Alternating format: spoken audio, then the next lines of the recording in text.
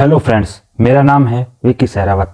Friends, जो हमारी last video का मल्टीपल चॉइस क्वेश्चन था वो ये था कि जो रसिया है उसने क्रीमिया को किस साल में एनेक्स किया था, और इसका आंसर है 2014।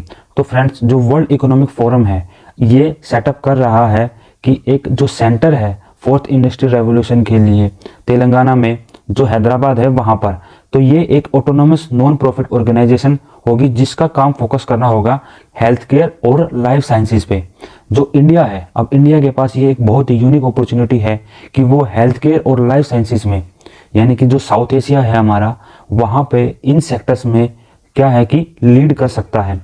जो C4IR है तेलंगाना, ये एक बहुत ही क्या होगा ड्राइविंग या की प्लेयर होगा जो स्टेक होल्डर्स हैं, क्योंकि जो पब्लिक सेक्टर और जो स्मॉल मीडियम एंटरप्राइजेज हैं उनके बीच में ये एक ब्रिज का काम करेगा।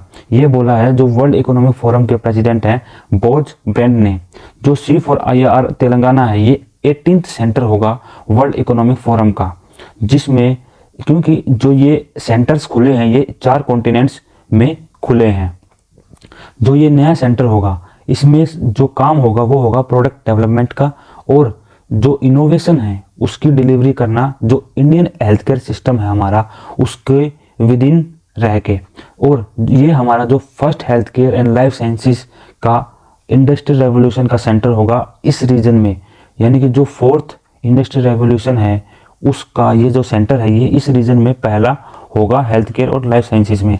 और ये हमें प्रोवाइड करेगा कि जो न्यूअर टेक्नोलॉजीज हैं उनको डेवलप किया जाए, यानी कि जो जैसे कि जीनोमिक्स और पर्सनलाइज जो मेडिसिन जैसी टेक्नोलॉजीज हैं उनको डेवलप करने में ये हेल्प करेगा। जो फोर्थ इंडस्ट्रियल रेवोल्यूशन है वो क्या है? ये एक तरीके से ऐसा है कि जिसमें टेक्नोलॉजी का यूज होता है और जो बाउंड्रीज हैं, यानी कि डिजिटल, फिजिकल और जो बायोलॉजिकल वर्ल्ड की जो बाउंड्रीज हैं उनको बिल्कुल मिटा देगा। और ये मेनली जो होगा वो डाटा ड्रिवन होगा, और इसमें जो टेक्नोलॉजीज यूज मतलब कि जो इसमें टेक्नोलॉजीज शामिल होंगी वो होंगी जैसे कि cloud computing, big data, autonomous robots, cyber security, simulation, additive manufacturing, internet of things जैसी टेक्नोलॉजीज इसमें शामिल होंगी। और जो ये फोर्थ इंडस्ट्रियल रेवोल्यूशन जो ये वर्ड है ये कॉइन किया था क्लॉस स्क्वैब ने, जो कि एग्जीक्यूटिव चेयरमैन हैं वर्ल्ड इकोनॉमिक फोरम के। 2016 में इन्होंने इस वर्ड को कॉइन किया था। और जो इसके एप्लीकेशन है उसके एग्जाम्पल हैं जैसे कि जो पेस मेकर है, इस पेस मेकर का काम ये होता है कि ये इसमें 4 वायरलेस सेंसर्स होते हैं और जो मॉनिटर ये करते हैं कि बॉडी का टेम्परेचर, ऑक्सीजन लेवल और जो हार्ट की इलेक्ट्रिकल एक्टिविटीज़ होती हैं उनको ये सेंसर्स मॉनिटर करते हैं। और ये डिवाइस एनालाइज करता है कि जितने भी जो वाइटल्स हैं उनको एनालाइज करता है और डिसाइड करता है कि हार्ट को कब पेस की ज़रूरत है और किस रेट पे ज़रूरत है। तो डॉक्टर्स वायरलेसली जो भी इंफॉर्मेशन है उसको एक्सेस कर सकते हैं अपने टैबलेट या स्मार्टफोन में। और जीनोबोट्स क्या होते हैं कि ये लेस देन मिलीमीटर लॉन्ग इनका साइज होता है, और इनको फर्स्ट लिविंग रोबोट भी बोलते हैं। और इनको 2020 में क्रिएट किया गया था स्टेम सेल्स के द्वारा, जिसमें अफ्रीकन क्लोड फ्रॉग के स्टेम सेल्स को यूज किया गया था और उनको आर्टिफिशियल इंटेलिजेंस का यूज करके प्रोग्राम किया गया था। इसके पास रिप्रोडक्टिव एबिलिटी भी होती है, जो कि अक्टूबर 2021 में डेमोन्स्ट्रेट किया गया था जो यूएस के साइंटिस्ट हैं उनकी टीम के द्वारा। जब रिसर्चर्स ने जीनोबोट्स को पेट्री डिश में रखा और वहाँ पे देखा कि जो छोटी छोटी स्टेम सेल्स हैं उनके माउथ के अंदर वो इकट्ठी हो रही हैं, और जिससे नए जीनोबोट्स क्या हो रहे हैं, क्रिएट हो रहे हैं कुछ दिनों के बाद।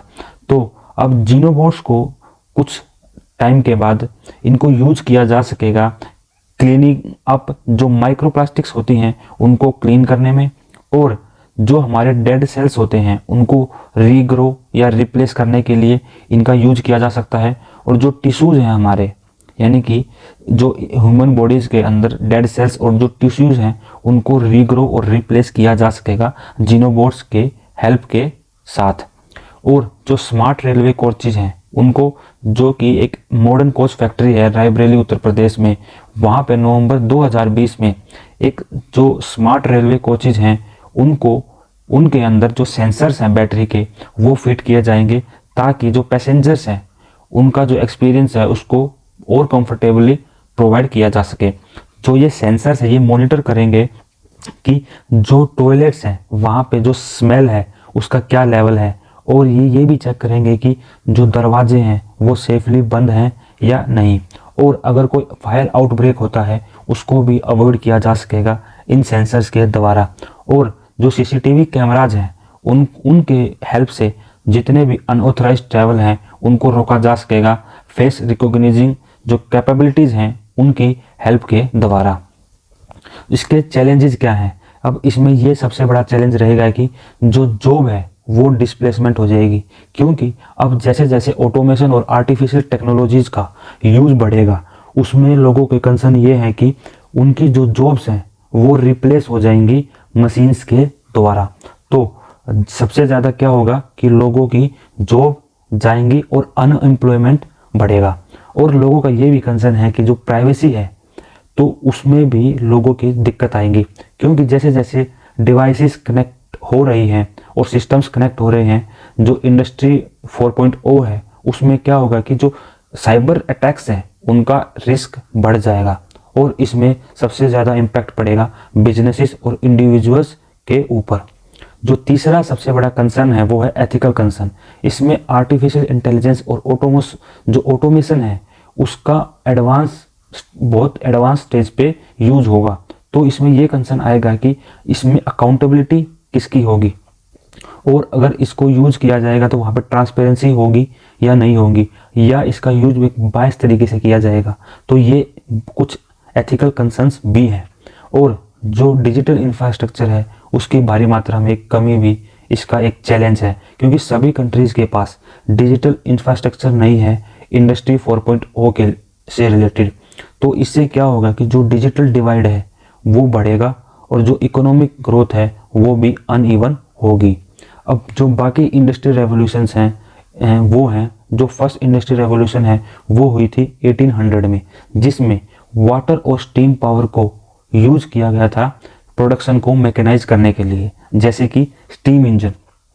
और जो सेकंड इंडस्ट्री रेवोल्यूशन है वो आई थी अर्ली 1900 में, वहाँ पे इलेक्ट्रिक पावर को यूज किया गया था मास प्रोडक्शन के लिए, जैसे कि इलेक्ट्रिसिटी।